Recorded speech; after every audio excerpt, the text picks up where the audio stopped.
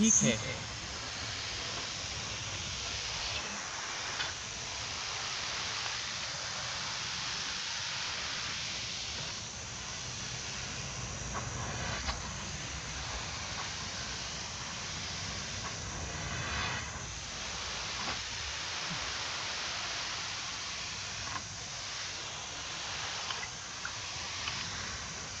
ठीक है।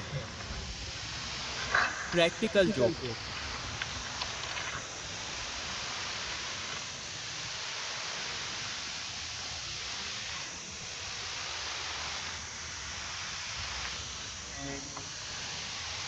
ओपी।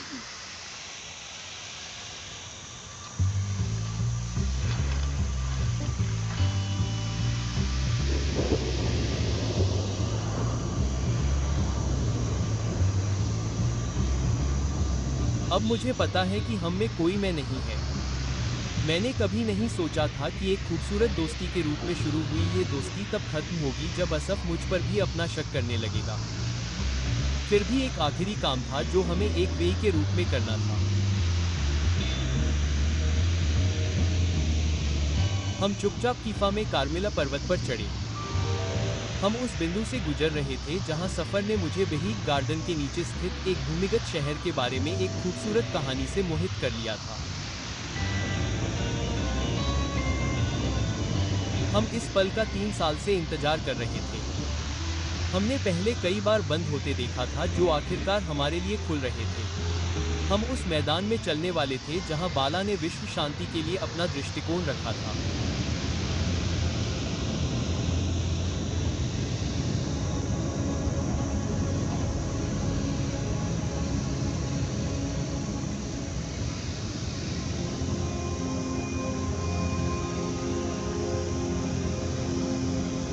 हाँ।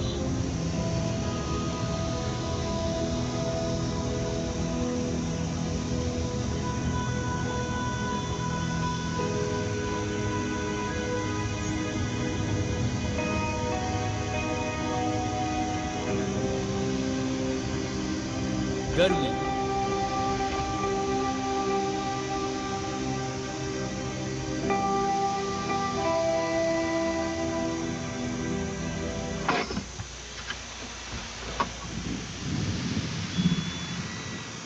हम बहीक आस्था के मुख्यालय में कदम रख रहे थे, जो दुनिया भर में 5 मिलियन विश्वासियों का चौथा एकेश्वरवादी धर्म है।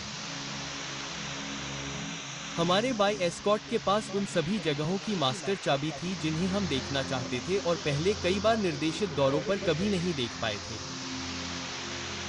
हम आर्काइव बिल्डिंग से गुजर रहे थे जो ग्रीस के पाटन की हूबहू नकल के रूप में बनाई गई थी, लोकतंत्र का सबसे बड़ा प्रतीक। जहाँ तक मेरी जानकारी है, बहीक धर्म दुनिया का पहला ऐसा धर्म है जो बिना किसी पादरी के और लोकतांत्रिक तरीके से चला।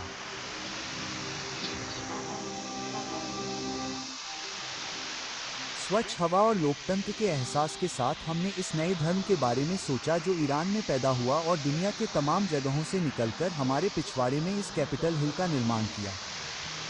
बहीक का मानना है कि हम अभी जिस दौर में हैं, वह बदलाव के दौर से गुजर रहा है जहां हम राष्ट्र राज्यों पर आधारित समाज से वैश्विक समाज की ओर बढ़ रहे हैं, एक ऐसा समाज जो वैश्विक पहचान पर आधारित है। राष्ट्र अंततः अपनी कुछ संप्रभुता त्याग देंगे और उसे विश्व सरकार को सौंप देंगे।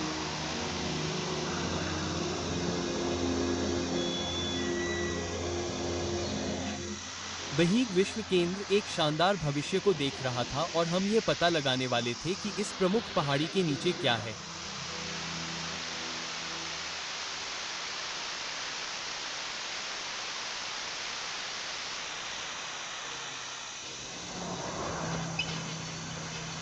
तीन साल पहले आसफ ने मुझे बताया कि वह हमें बहीक गार्डन की यात्रा पर ले जा रहा है।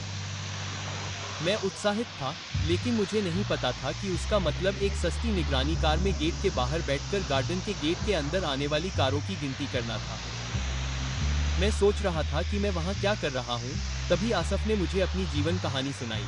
बहीक गार्डन के बगल में माको स्ट्रीट पर पले बढ़े, अपने बेडरूम की खिड़की से वह उस ओबेलिस्क को निहारते थे जो उस जगह को चिन्हित करता है जहां एक दिन बहाई विश्व मंदिर का निर्माण करेंगे। अपने बैरित्सवाह के समय, जब वह युवावस्था में था, बहीग ने 14 साल तक बगीचे का नवीनीकरण शुरू किया, पहाड़ खोदे और एक भूमिगत शहर का निर्माण किया। इस पूरे समय में वह अंदर नहीं जा सका, जिससे वह चिंतित और दृढ़ था।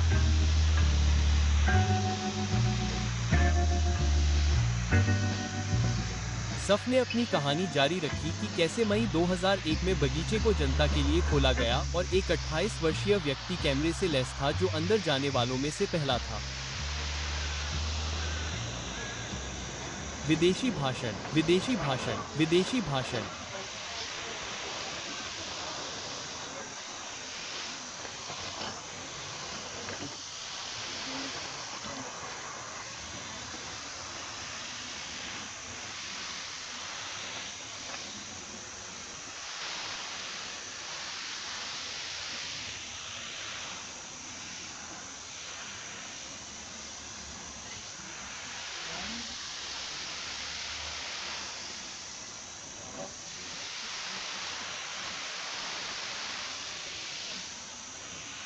इस्लामिस्ट।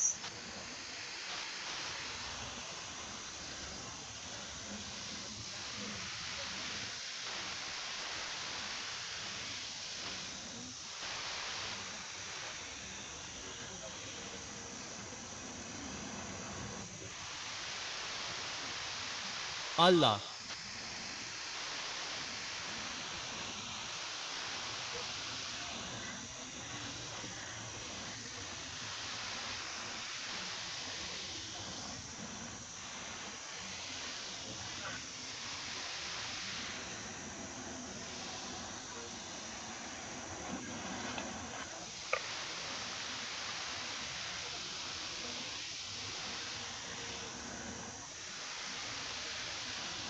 इस्लाम।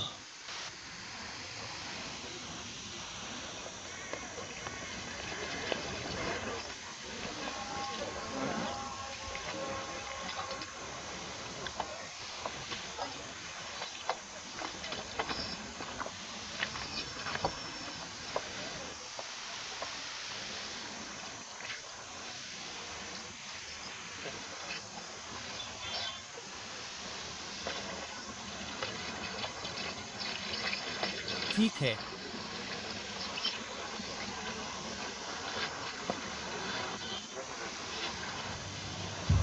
बिना एयर कंडीशन वाली कार में कुछ घंटे बैठने के बाद असफ ने आखिरकार अपनी बात रखी। बगीचे के नीचे जाने के लिए उसे बहीग बनना होगा। चूंकि असफ ने अंडरकवर रहने पर जोर दिया, इसलिए मैंने उसे इजराइल के बाहर बहीग सेंटर को फोन करने का सुझाव दिया। बिना देखे, मैं असफ के साहसिक कार्य में शामिल हो गया। सुप्रभात। ओह, मैं एक बहाई बनना चाहता हूं और मैं सोच रहा था कि क्या कोई ऐसा है जिससे मैं बात कर सकूं जो मुझे सही रास्ता दिखा सके या किसी तरह से मेरा मार्गदर्शन कर सके। ठीक है, क्या मैं आपसे कुछ पूछ सकता हूँ? क्या आप हमें एक ईमेल लिख सकते हैं? आपको एक ईमेल लिखूंगा, बस हमें यह बताना है कि आप बहाई बनना चाहते हैं और हम देखेंगे कि क्या हम आपको इंटरव्यू दे सकते हैं। 10 दिन बाद कीफा में बहाई वर्ल्ड सेंटर ने श्री स्मिथ के साथ तेल अवीव अपार्टमेंट में असफ के साथ एक मीटिंग तय की। बहाई के जवाब से घबराए असफ ये सुनिश्चित करना चाहते थे कि चाहे कुछ भी हो जाए, इसे दर्ज किया जाएगा।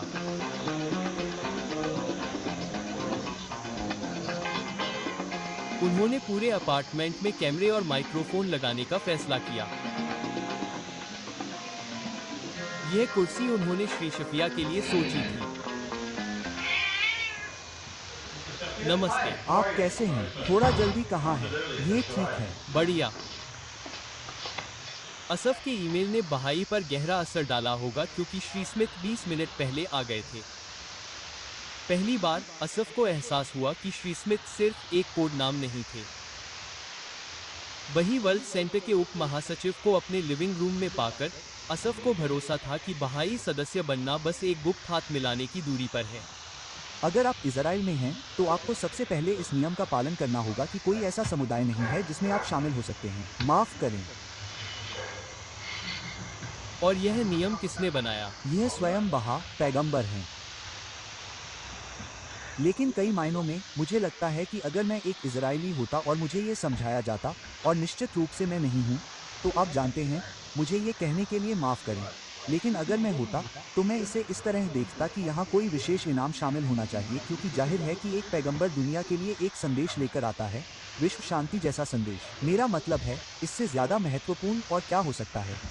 ओह, और फिर भी दुनिया का ये हिस्सा उस समुदाय का हिस्सा बनने से रोका जाता है। इसके पीछे कोई बहुत अच्छा कारण होना चाहिए। इसके पीछे कोई बहुत अच्छा कारण होना चाहिए। ऐसा होना ही चाहिए। और इसलिए यह एक तरह से विशेष रूप से चुनी गई जगह का हिस्सा होने का सौभाग्य है। बहिः आस्था का विश्व केंद्र यही है। मेरा मतलब है, ये कभी हिलने वाला नहीं है। ये हमेशा ऊंचा ही रहेगा।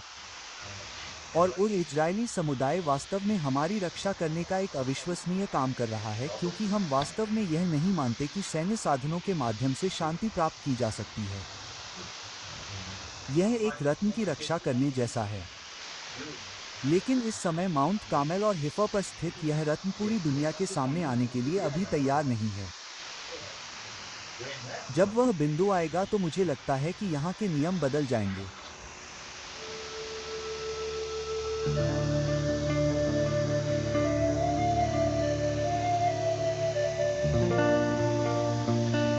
और मुझे यह बहुत स्पष्ट रूप से कहना चाहिए कि बातचीत इन 4 दीवारों के भीतर ही होनी चाहिए। मैं किसी के साथ ऐसा नहीं करूंगा। तथ्य यह है कि अमेरिकी वेबसाइट पर आपकी पूछताछ को ईमानदारी से प्रेरित माना गया। इसका मतलब है कि मुझे आपसे खुलकर बात करने की अनुमति दी गई है। लेकिन मैं किसी के साथ भी ऐसा नहीं करूंगा। असफ निराश था। बहीक के रूप में बहीक गार्डन के नीचे जाने की उनकी कोशिश नाकाम रही। टेप्स को देखते हुए मैं समझ नहीं पाया कि बहीक वर्ल्ड सेंटर के उप महासचिव श्री मैरी स्मिथ शुक्रवार दोपहर को तेल अवीव तक सिर्फ ना कहने के लिए क्यों आए। इतने सालों तक एक गुप्त निजी जांचकर्ता होने के बाद बाहर आने का समय आ गया था। मैंने आधिकारिक तौर पर असफ के मिशन में शामिल होने का फैसला किया। किसी भी अच्छे मिशन की सफलता सभी तथ्यों को प्राप्त करने पर निर्भर करती है। मुझे बहीक आस्था के बारे में हिब्रू में लिखी गई एकमात्र पुस्तक मिली। जिस चीज ने मेरा ध्यान खींचा वह थी करीब 80 साल पहले पैगंबर बाला के 2 बेटों के बीच आस्था के नियंत्रण को लेकर शुरू हुआ पारिवारिक झगड़ा। विवाद का अंत परिवार के एक हिस्से को निष्कासित करने के साथ हुआ। हमें लगा कि इस नए धर्म के कुछ जीवित वंशज हमारे बीच चल रहे होंगे। पैगंबर के परिवार को खोजने के लिए पुस्तक के लेखक को बुलाना एक अच्छी शुरुआत होनी चाहिए।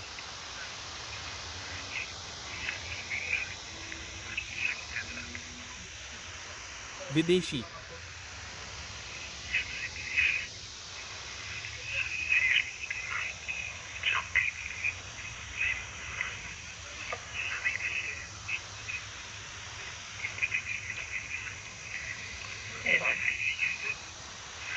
ठीक है।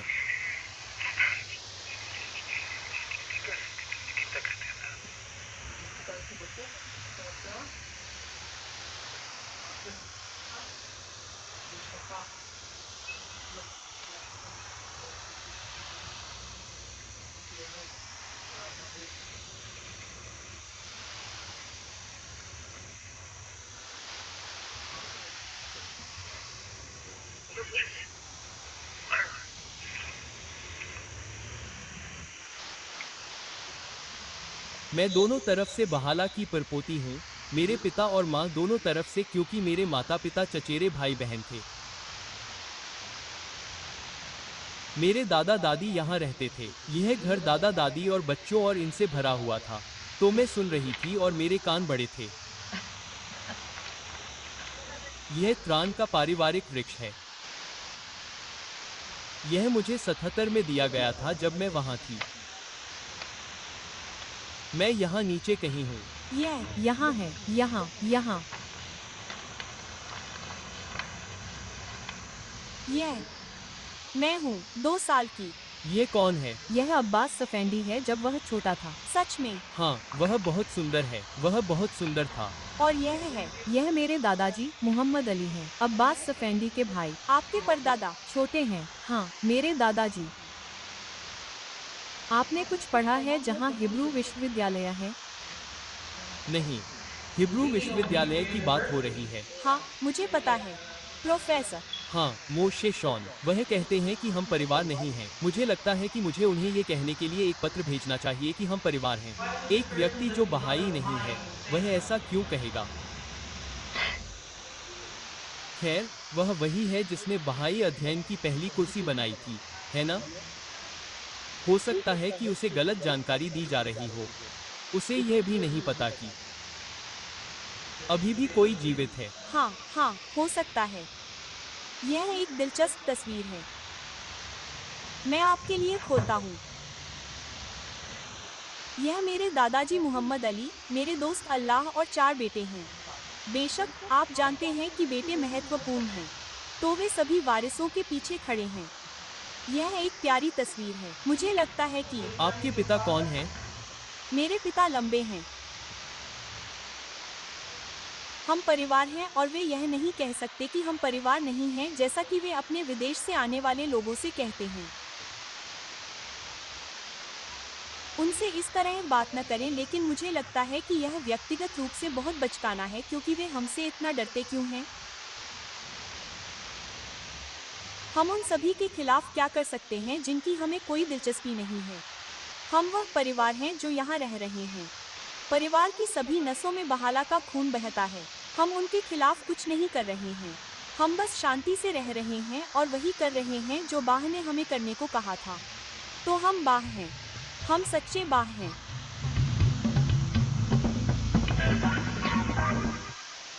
युवा साथी, थिएटर साथी।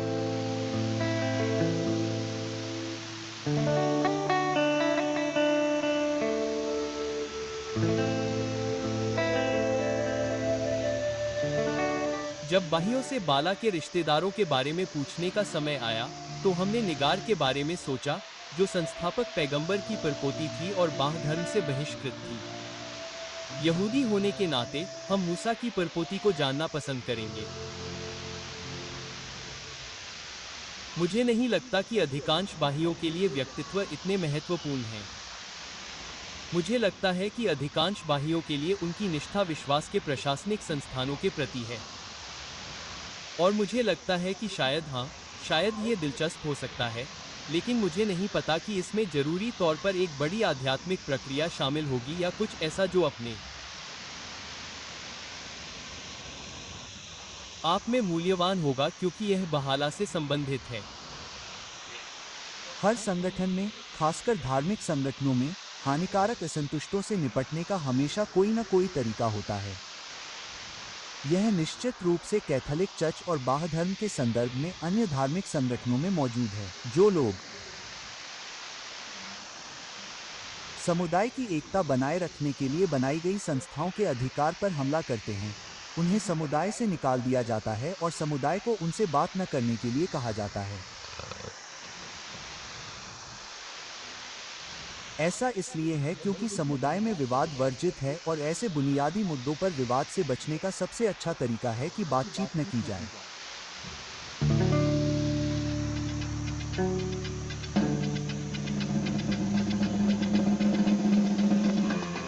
बाला की परपोती की खोज से हम बहीग गार्डन के नीचे क्या है, ये पता लगाने में सफल नहीं हो पाए।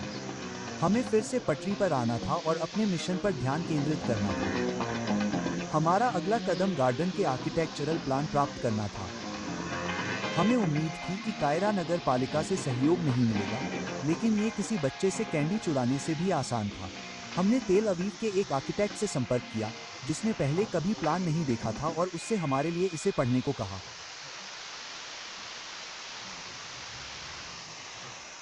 श्रीमान,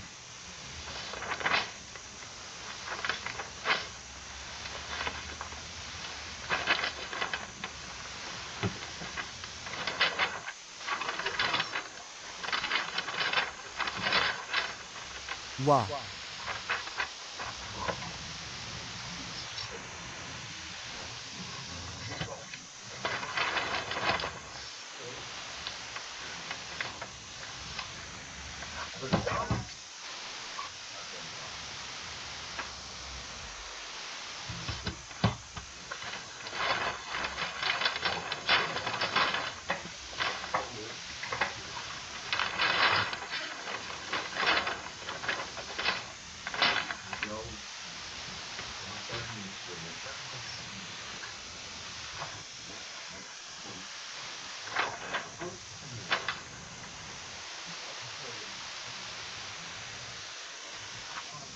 ये गोंद है।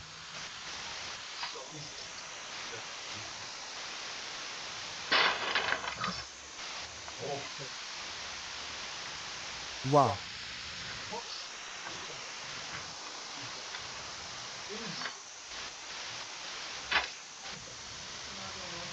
नहीं, नहीं, नहीं।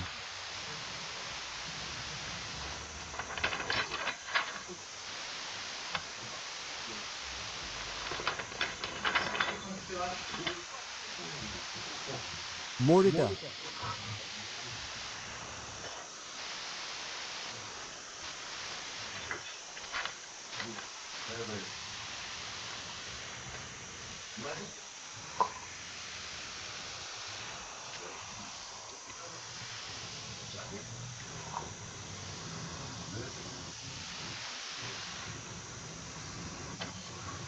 नहीं। भगवान! अब हमें लगा कि हमारा जुनून व्यर्थ नहीं था। यह एक बनकर हो सकता है। हम वहां जाने का विचार छोड़ने को तैयार नहीं थे।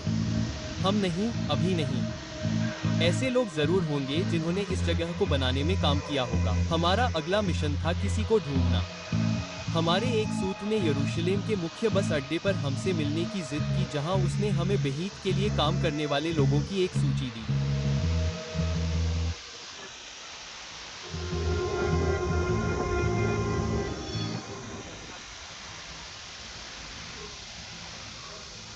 बंदर।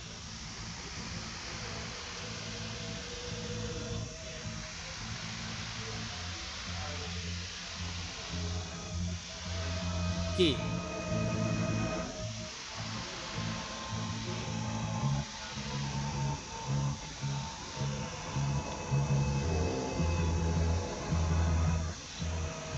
लिए।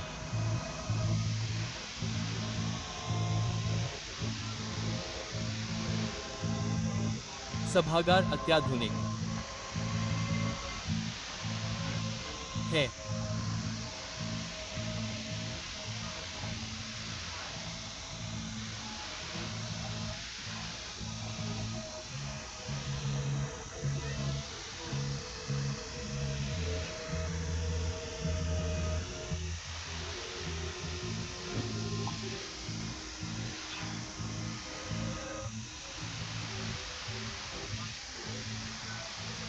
किसी।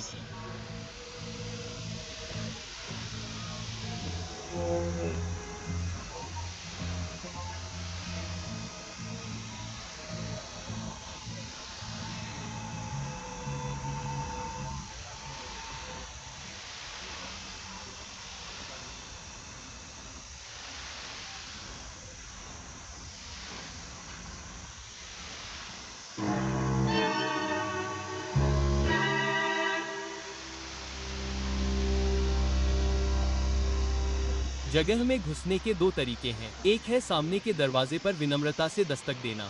दूसरा है खिड़की से अंदर जाना। मुझे लगता है कि उस समय मैं निषिद्ध भूमिगत शहर के विचार से प्रभावित था और मैंने असफ को खिड़की से अंदर जाने के लिए मना लिया।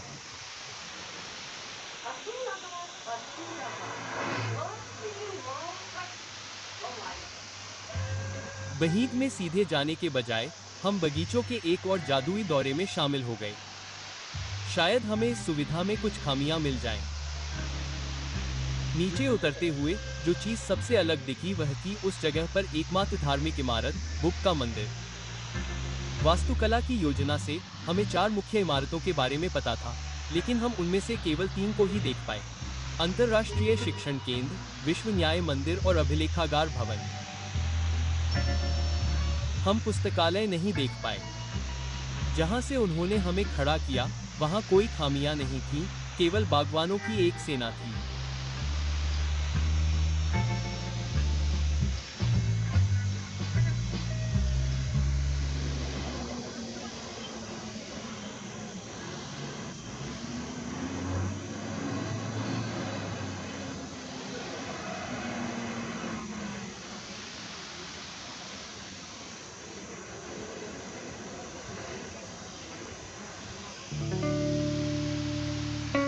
हमें यह जानकर खुशी हुई कि बहीग एक ऐसा समूह है जो विश्व शांति के लिए प्रयासरत है और सरकार और राजनीति में शामिल नहीं है।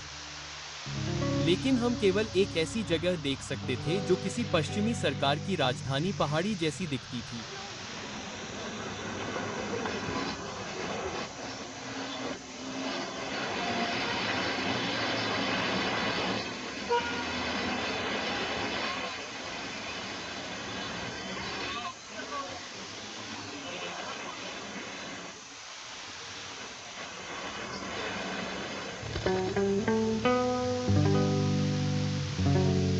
बहीग गार्डन की हमारी पिछली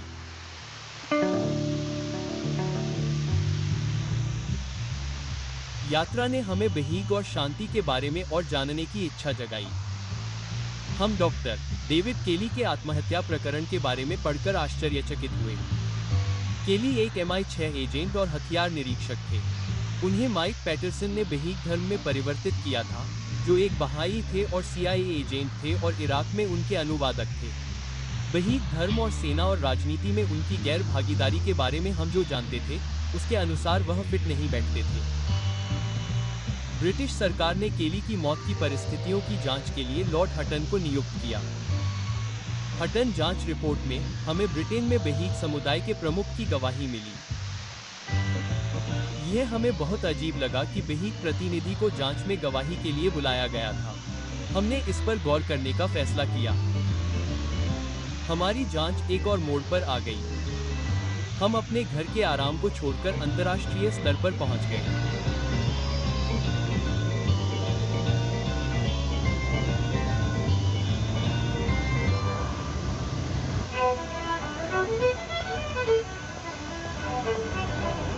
एडिनबोरो में एक सामान्य गर्मी के दिन हमने अपने UK मिशन की शुरुआत की। हम चार्लोट स्क्वायर पर खड़े थे, जहां बाला के उत्तराधिकारी अब्दुल बहा ने पहली बार सार्वजनिक रूप से अपनी उपस्थिति दर्ज कराई थी, जिससे पश्चिम में बहाई धर्म का प्रसार हुआ था। 1912 में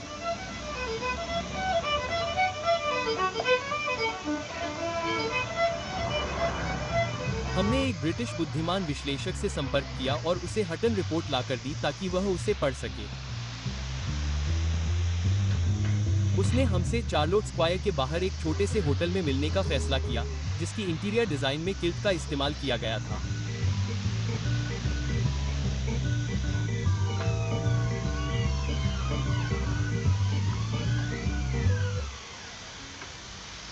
डॉक्टर केली एक वियोलॉजिस्ट थे।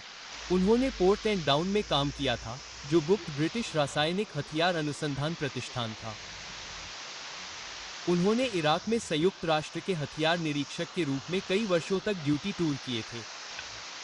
उन्होंने इराक की 40 से अधिक यात्राएं की थीं। कहा जाता है कि सूचना ही शक्ति है। अब मध्य पूर्व में, खासकर इराक में 1999 के बाद से स्थिति बहुत खराब थी।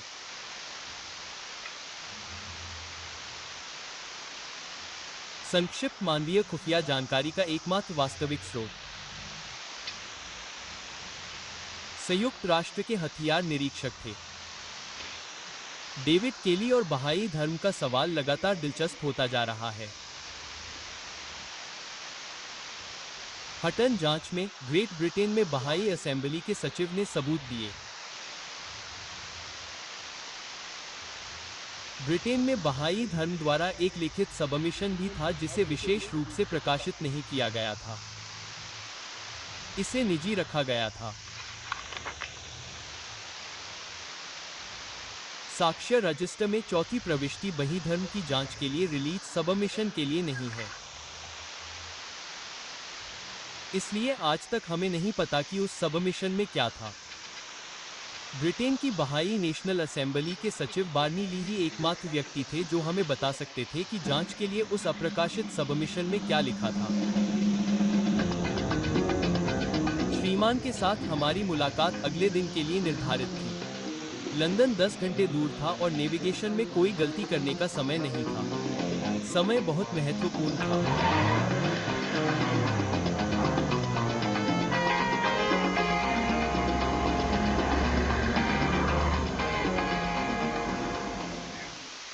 हम सोने ही वाले थे कि इजराइल में हमारे लोगों से फोन आया कि साक्षात्कार के नियम अब बदल गए हैं।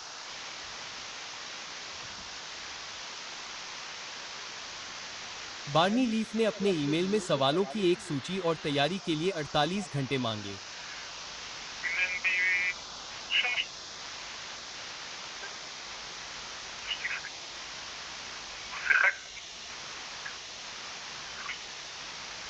अपने लोगों से सलाह मशविरा करने के बाद हमने श्रीली को 5 मिनट का बिना काटे बयान देने की पेशकश की और वे इसके लिए सहमत हो गए।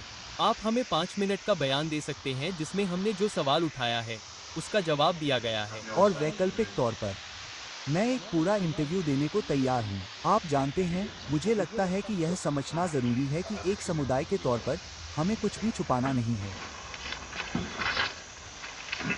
चूंकि बाहिक के पास छिपाने के लिए कुछ नहीं था, इसलिए श्रीली ने पूरा इंटरव्यू करने का फैसला किया।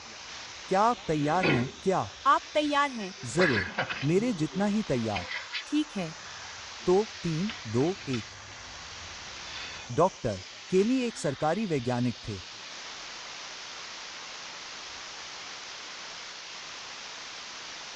वह सरकार के लिए काम शुरू करने से पहले एक प्रख्यात माइक्रोबायोलॉजिस्ट थे और वह बाहिक समुदाय का एक सक्रिय हिस्सा थे जहां मैं रहता हूं, जहां वह इंग्लैंड के ऑक्सफोर्डशायर में रहते थे। और बेशक हम में से अधिकांश को इस बात का कोई अंदाज़ा नहीं था, या शायद हम में से किसी को भी नहीं पता था कि वह क्या कर रहे थे, क्योंकि वह एक बहुत ही निजी व्यक्ति थे और वह अपने जीवन के विभिन्न हिस्सों को एक दूसरे से काफ़ी अलग रखते थे।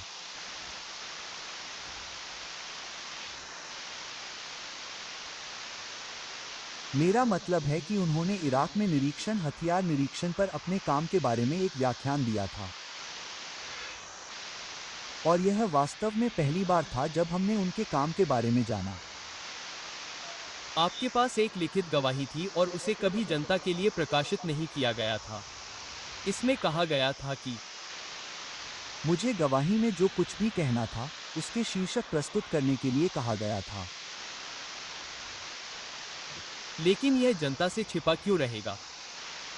मुझे नहीं लगता कि इसका कोई महत्व है। मेरा मतलब है कि जैसा कि आप जानते हैं, मैंने जो कहा था वह उसी दिन हटन इंक्वायरी वेबसाइट पर प्रकाशित हुआ था, जिस दिन ये टीवी पर प्रसारित हुआ था, टीवी न्यूज़ और अखबारों में भी। यह किसी से छुपा नहीं था, लेकिन मैंने जो लिखा और कहा उसमें कोई अंतर नहीं था। हमने हटन इंक्वायरी में बहीद धर्म के लोगों द्वारा दी गई जानकारी का खुलासा नहीं किया। हमें कुछ सख्त कदम उठाने और अपनी जांच में कुछ पैसे लगाने की ज़रूरत थी, इसलिए हमने एक मर्सिडीज किराए पर ली।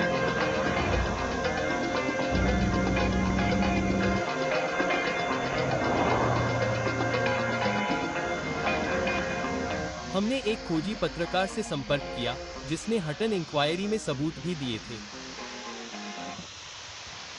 आपको क्या लगता है कि बार्नी लीफ ने सार्वजनिक रूप से सार्वजनिक की गई किसी अज्ञात सामग्री में क्या कहा होगा?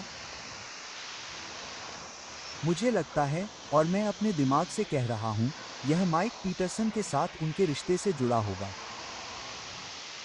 कोई ऐसा व्यक्ति जो द्विभाषी अनुवादक हो, जैसे कि पीटरसन, लगभग स्वतः ही एक खुफिया अधिकारी है। और समस्या ये थी कि डेविड को उससे प्यार हो गया और फिर अचानक, आप जानते हैं, यह अब एक औपचारिक रिश्ता नहीं रहा। आप जानते हैं, वह सिर्फ अनुवादक से कहीं ज़्यादा है। क्या आपको लगता है कि धर्म परिवर्तन की पूरी घटना किसी मिस पैटरसन के प्यार में पड़ने की वजह से हुई? मुझे नहीं लगता कि डेविड ने पीटरसन के साथ रिश्ते के बिना बहीद धर्म अपनाया होता। मुझे लगता है कि यह रुचियों और घटनाओं का संयोग था। हमने मिस पैटरसन को गूगल किया और पता चला कि वह अमेरिका में रहती हैं। एक और बात जिसने हमारा ध्यान खींचा वह थी अमेरिकी फ्रेडरिक ग्लेशियर की केली पैटरसन और बहीक धर्म के बीच संबंधों का अध्ययन करने की अपील। यह अपील जांचकर्ताओं और पत्रकारों से की गई थी। चूंकि हम खुद को जांचकर्ता और पत्रकार मानते थे, इसलिए यह हमारे लिए सही था।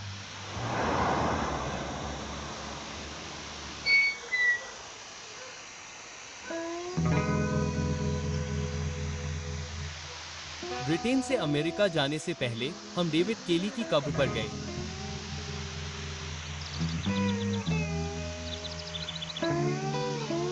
काश ये पत्थर बोल पाते।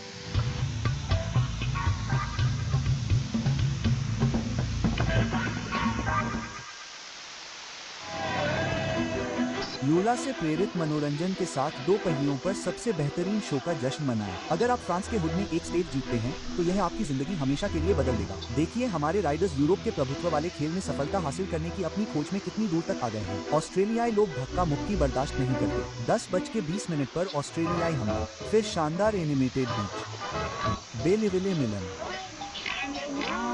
गुरुवार रात 10:20 से SBS के साथ विव द लॉ।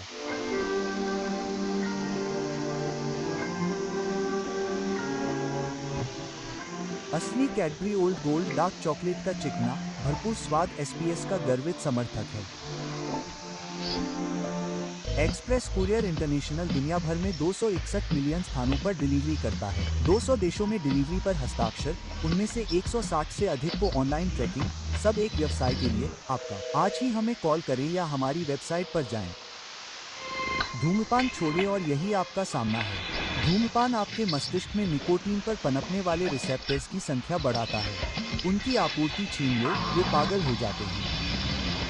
वे बिना लड़े आपको आदत नहीं छोड़ने देंगे। चिकित्सीय निकोटीन और नाइडेट पैच, लोसेन और गम निकोटीन की लालसा को कम करता है ताकि आप धीरे धीरे जानवर को छोड़ सकें और अपनी इच्छा शक्ति को बाकी काम करने का मौका दे सकें।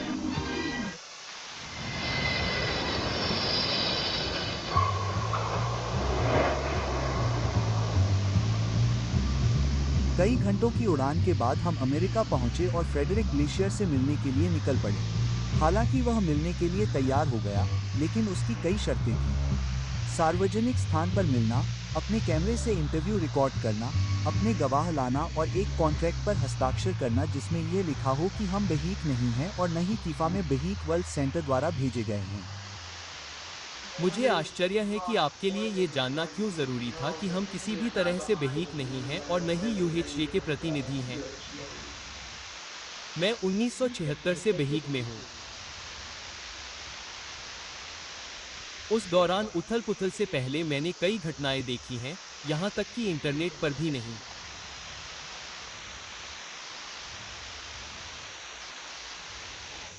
अब डेविड केली के साथ बहीक प्रशासन की वहां संलिप्तता को लेकर बहुत बड़े और गहरे सवाल हैं जिन पर मेरे हिसाब से अभी तक कोई शोध नहीं हुआ है या उन्हें संतोषजनक तरीके से कवर नहीं किया गया है। क्या डॉक्टर केली वाकई बहीक समुदाय को गोपनीय जानकारी दे रहे थे? क्या बहीक समुदाय उनका इस्तेमाल कर रहा था? क्या वह इसमें एक चाल थे? फिर पीटरसन का आगमन हुआ, जो एक अमेरिकी जासूस है और सेना में कुवैती है, और उस पूरे मामले को बहुत ही दबाकर रखा गया।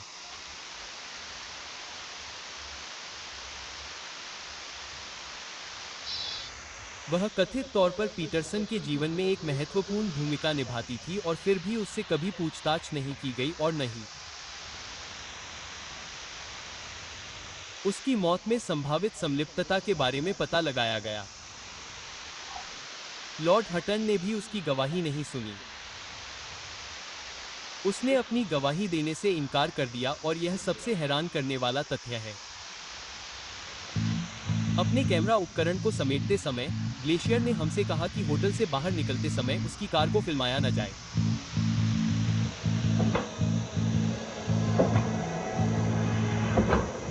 कागजात के अनुसार पिसन के आखिरी निवास मोंटेरे की ओर जाते हुए हमें एहसास हुआ कि हम जासूसी की दुनिया में गहरे उतर चुके थे। मधुमक्खी पर बनी फिल्मों से जासूसी के बारे में हमें जो भी जानकारी मिली थी वह सालों तक हमें मिली थी, लेकिन ये जानकर हम हैरान रह गए कि हम माइक पैटरसन के आखिरी कार्यस्थल, जिसे अमेरिकी सरकार के जासूसी स्कूल के रूप में जाना जाता है, में घुसपैठ नहीं कर पाएंगे। हमने पसंद के बाहिक समुदाय के सदस्यों से दोस्ती करने का फैसला किया। शायद यह हमें उसके पते तक ले जाएगा। करेन, क्या तुम बाहिक सेंटर के बारे में कुछ जानती हो? चैम्बर ऑफ कॉमर्स को शायद पता होगा। हाँ, ये सच है, ये सच है। लेकिन चलो बस ये सूचना के लिए कॉल करते हैं। हमने जासूसी की कला में उच्चतम स्तर पर महारत हासिल कर ली है। हमने केवल पेयोनेस का उपयोग किया और कभी भी एक ही नंबर 2 बार नहीं इस्तेमाल किया। यह उत्तरी मोंटेरे काउंटी में बाहिक के लिए सूचना नंबर है। हमने जिस तिमाही में निवेश किया वह भुगतान किया गया। हमें मोंटेरे काउंटी में बाहिक सेंटर के सचिव का नंबर मिला। हम मिस पसंद को खोजने के एक कदम करीब थे।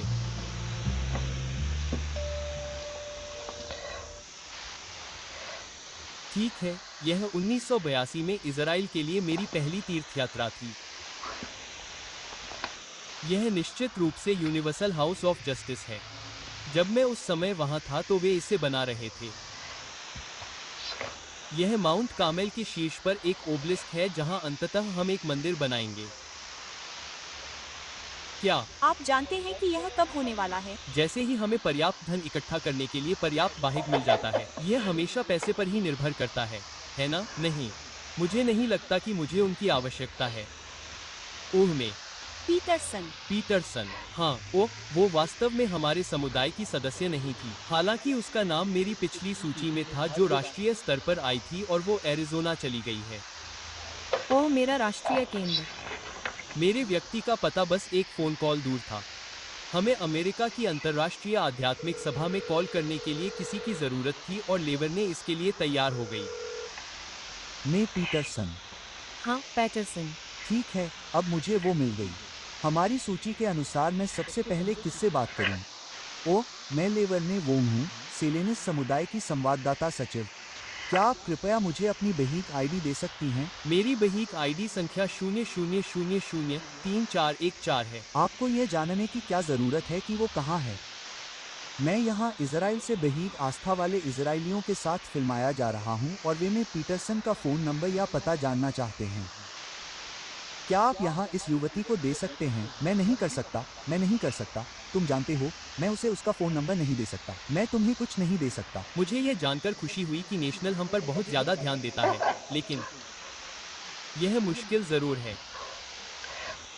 ओह, एक व्यक्ति है जिसका तुम वाकई इंटरव्यू लेना चाहोगे या लोग हैं, वो है मोंटेरे में वॉनबर्ग। वो वॉनबर्ग हैं। ये है। ओह, वो मेरी में पसंद है। हमने मेरे पेटिसन के घर का आखिरी पता लिखा और चले गए।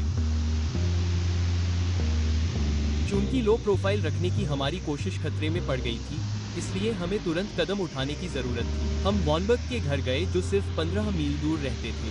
किसी तरह उनका नाम जाना पहचाना लग रहा था।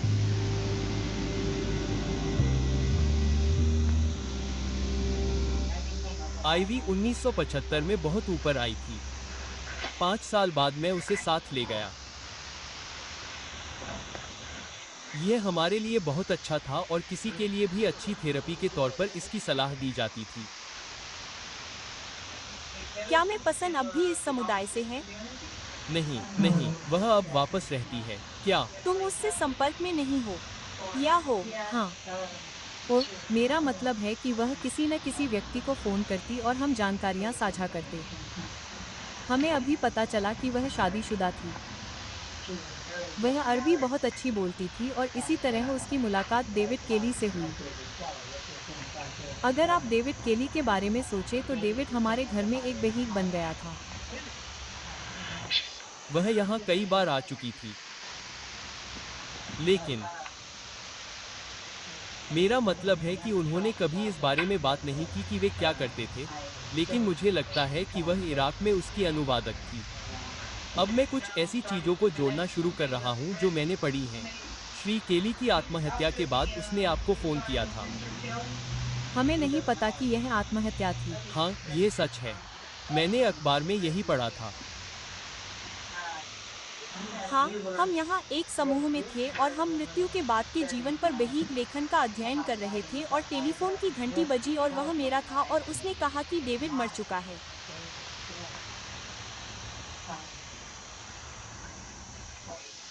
उसने यह भी कहा कि अखबारों में पढ़ी हर बात पर यकीन करो। वे नहीं जानते कि उस युद्ध के लिए किसे दोषी ठहराया जाए। यह इस बात पर निर्भर करता है कि आप किससे बात करते हैं। हाँ, यहाँ थोड़ा सावधान रहना बेहतर है। मुझे नहीं पता। मैं आपसे एक और सवाल पूछना चाहता था। आपने पहले कहा था कि हनी, आपने डेविड केली के बारे में कहा था कि मुझे यकीन नहीं था कि वो। चलिए ये नहीं कहते कि उसने सवाल किया, चलिए इसे ऐसे ही कहते हैं। और अगर उसने आत्महत्या न की होती तो कौन चाहता कि वो। मैं इस पर कोई टिप्पणी नहीं करना चाहता।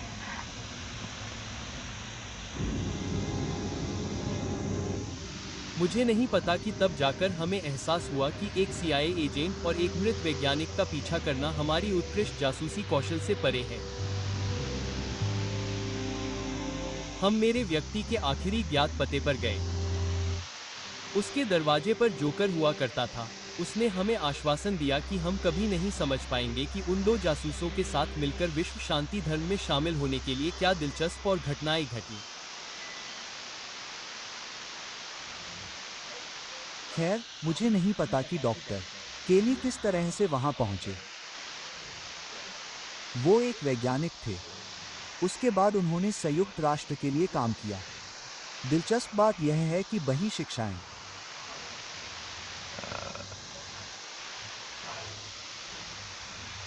वही को सैन्य सेवा से बचने के लिए कहती हैं, अपने राष्ट्रों की ओर से लड़ाकू सैन्य सेवा से, लेकिन उन्हें भविष्य के विश्व पुलिस बल का हिस्सा बनने की अनुमति देती हैं।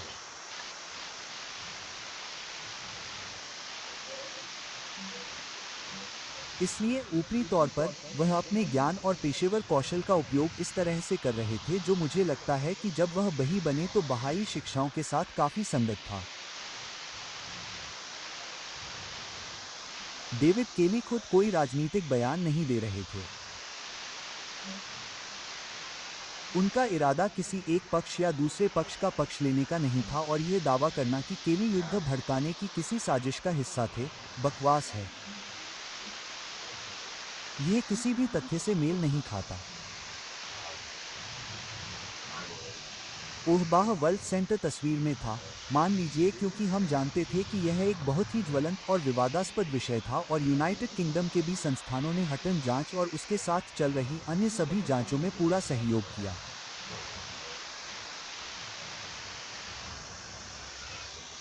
और यह सरकार के प्रति आज्ञाकारिता के तौर पर स्वाभाविक था, और क्योंकि समुदाय का इस मामले में किसी भी तरह का कोई खास स्वार्थ नहीं था।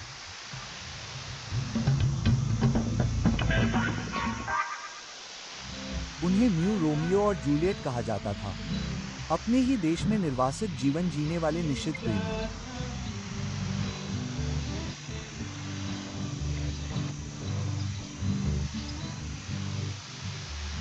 गिब्सन रेगिस्तान में अपने जन्मस्थान में भावनात्मक घर वापसी पर निकल पड़ी।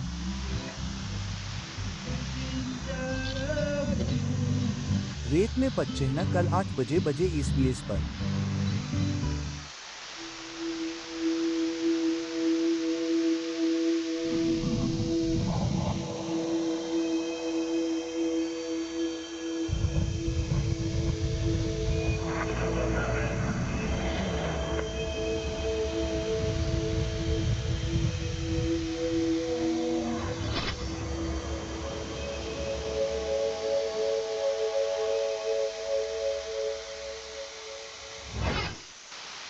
एक्सप्रेस कुरियर इंटरनेशनल दुनिया भर में 261 मिलियन स्थानों पर डिलीवरी करता है। 200 देशों में डिलीवरी पर हस्ताक्षर, उनमें से 160 से अधिक पर ऑनलाइन ट्रैकिंग, सब एक व्यवसाय के लिए। आपका आज ही हमें कॉल करें या हमारी वेबसाइट पर जाएं। धूम्रपान छोड़ें और यही आपके सामने है। धूम्रपान आपके मस्तिष्क में निकोटीन पर पनपने वाले रिसेप्टर्स की संख्या बढ़ाता है। उनकी आपूर्ति छीन लो, वे पागल हो जाते हैं। वे बिना लड़े आपको आदत नहीं छोड़ने देंगे। चिकित्सीय निकोटीन और निकाडे पैच, लोसेन और गम निकोटीन की लालसा को कम करते हैं ताकि आप धीरे धीरे जानवरों को छोड़ सकें और अपनी इच्छा शक्ति को बाकी काम करने का मौका दे सकें। प्रेरणा के द्वीप पर जाएं। टेट स्टार मेलबर्न, सिडनी और ब्रिस्बेन से लॉनेस्ट और होबार्ट की अद्वितीय सुंदरता के लिए उड़ान भरता है, और अगर आप तस्मानिया के लिए एक प्रेरणादायक मेले की तलाश में हैं, तो आप इसे techstar.com पर पा सकते हैं।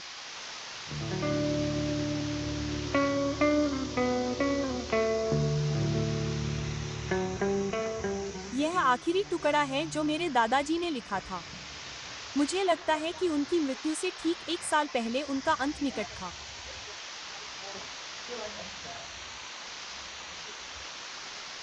भगवान किसी भी बिंदु पर दया और न्याय में नियम बनाते हैं। हाँ, जे के साथ आपके इतिहास में। हाँ, क्या आप डरते थे? नहीं, मैं केवल भगवान से डरता हूँ। मुझे डर नहीं है। वे क्या कर सकते हैं? मुझे मार डालो, भगवान न करे। नहीं, यह उस बिंदु तक नहीं पहुंचता है। मुझे डर नहीं है। मैं यहीं रह रहा हूं और यहीं उनके बगल में ही रहूंगा। मैं हिलने वाला नहीं हूं। हम अभी बगीचे से कितनी दूर हैं? पैदल दूरी पर। मैं वहां हर दिन पैदल जाता हूं। मैं पड़ोसियों से मिलता हूं।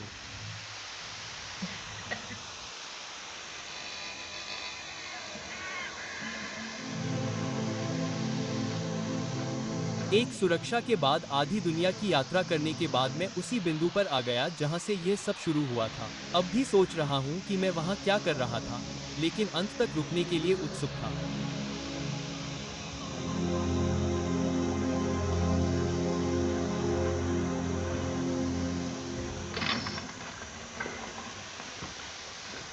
तो यह अंतर्राष्ट्रीय पुस्तकालय है।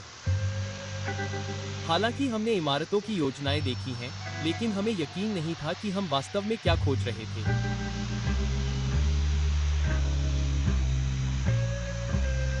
यह इमारत का सबसे निचला तल है। हाँ, ठीक है, यह पहला तल है। जैसे ही हम लिफ्ट से बाहर निकले, विजय की गंध और भी बढ़ गई।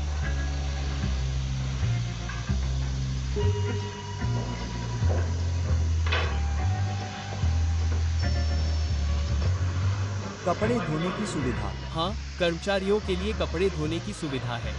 तो शायद आपको ड्रायर की गंध आ रही होगी। ओह, ठीक है, विजय से कपड़े धोने जैसी गंध आ रही होगी। अब देखते हैं। मुझे नहीं लगता कि मेरा चाबी कार्ड इस स्तर पर काम करता है। क्यों? मुझे नहीं पता। क्योंकि सुरक्षा के पास हर चीज के लिए अपने अपने परिणाम हैं। तो हमें एक और स्तर ऊपर चलना पड़ सकता है।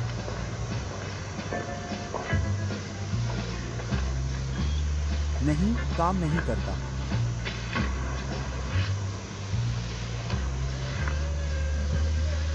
माफ करें, हमें एक और मंजिल पर चलना होगा। ठीक है, चलिए ऊपर चलते हैं। जैसे जैसे हम डाइनिंग रूम के करीब पहुंचेंगे, ये और भी मजबूत होता जाएगा, जो कि 4 पर है।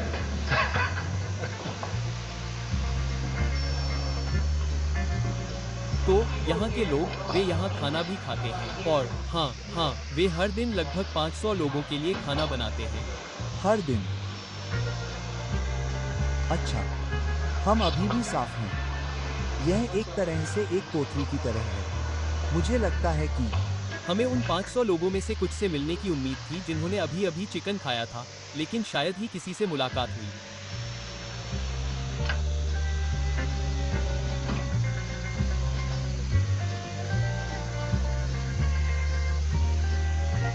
अगर आप चाहें तो हम यहाँ तक चल सकते हैं। हमारे ऊपर क्या है?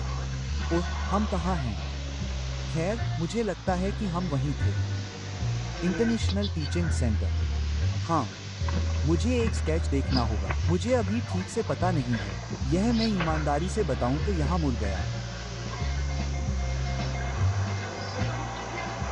यहाँ कर्मचारियों के लिए किताबों की बिक्री के लिए एक बुक सेंटर है और फिर कर्मचारियों की मदद के लिए एक फूड सेंटर है। हाँ, तो यह एक छोटे से सुपरमार्केट की तरह है। हाँ,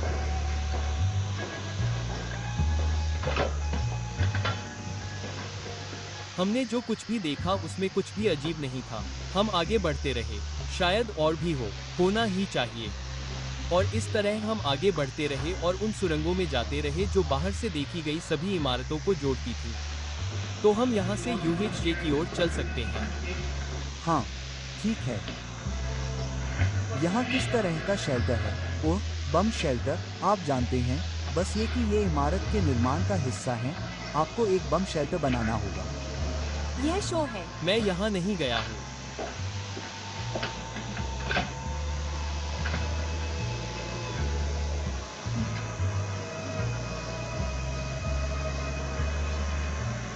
ऐसा लगता है कि इसका एक हिस्सा भंडारण के लिए इस्तेमाल किया जा रहा है।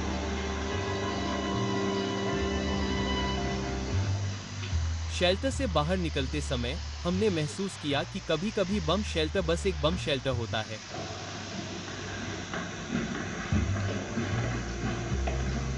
हम वापस यूनिवर्सल हाउस ऑफ जस्टिस में सतह पर आ गए, जो पहाड़ी पर सबसे बड़ी इमारत है। हम एक खाली बॉलरूम जैसी जगह पर खड़े थे। वैक्यूम क्लीनर से गुजरते हुए ऐसा लगा कि हम पार्टी से चूक गए हैं।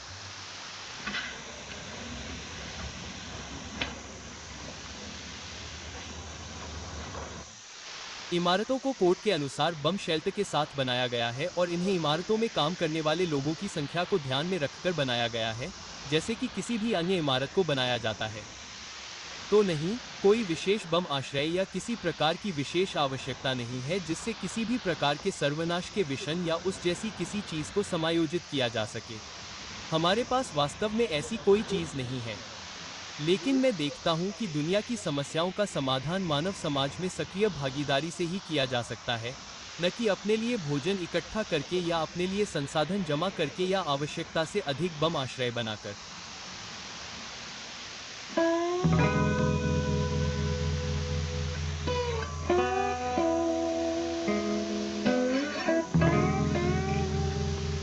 निराश होकर हम सीढ़ियां उतर गए। असफ, जो अभी भी जुनूनी था, अभिलेखागार भवन की ओर इशारा कर रहा था, जहां उन्होंने हमें अंदर नहीं जाने दिया। वह हमारे अगले कदम के बारे में सोच रहा था।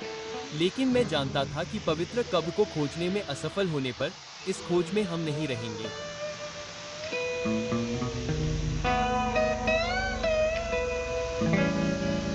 ओह,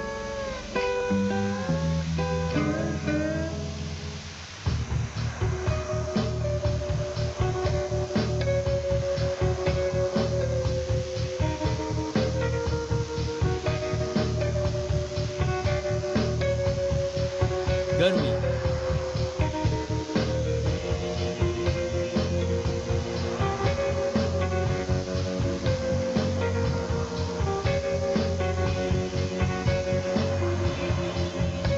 गर्मी, गर्मी।